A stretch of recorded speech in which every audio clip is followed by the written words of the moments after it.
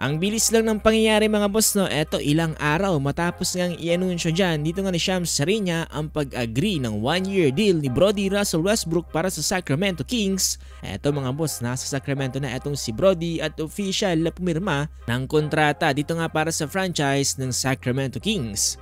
At eto na rin ang unang pasilip para kay Brody sa unang practice niya dito nga para sa Kings.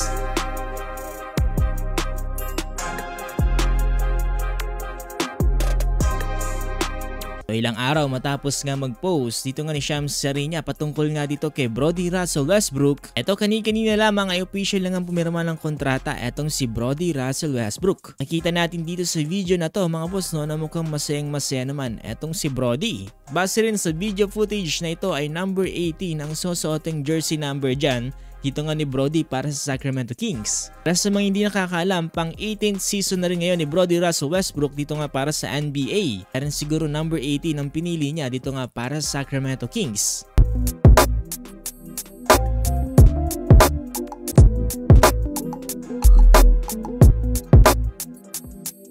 Base rin sa mga larawan na nailabas ngayon dito nga sa Sacramento Kings, ay mukhang nagsisimula na nga rin mag-ensayo etong si Brody kasama etong ang Sacramento Kings. Ito dito sa isang larawan na to mukhang makikita natin si Brody na mukhang masayang-masaya na makasama ang kanyang former teammate mula sa Oklahoma City Thunder at dito nga rin sa Los Angeles Lakers na si Dennis Schroeder.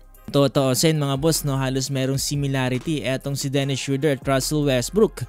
Kumbaga pinagpapasapasahan lang mga boss no ng NBA teams. Mukhang nagkakaroon na rin ng shoot around etong si Brody at mukhang nag-e-enjoy rin siya dito nga para sa kanyang panibagong team. Maski nga mismo ang kanyang former teammate dito nga na si Malik Monk para nga dito sa Los Angeles Lakers ay excited na rin na makasama etong si Brody dito nga para sa Sacramento Kings.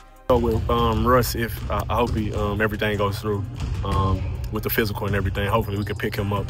But he'll help us a little. What's that addition look like in your mind with him and a whole bunch of guards? Yeah, a lot of guards, but I feel like Russ been playing undersized 4 the past few years, so he'll be used to that and he can guard a 4.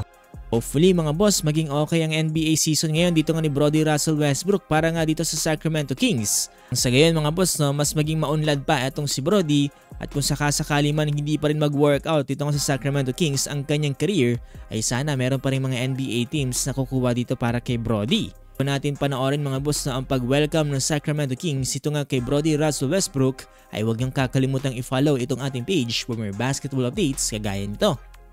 Statistically, Russell Westbrook is the greatest point guard of all time. Statistic. This is what we've seen his entire career.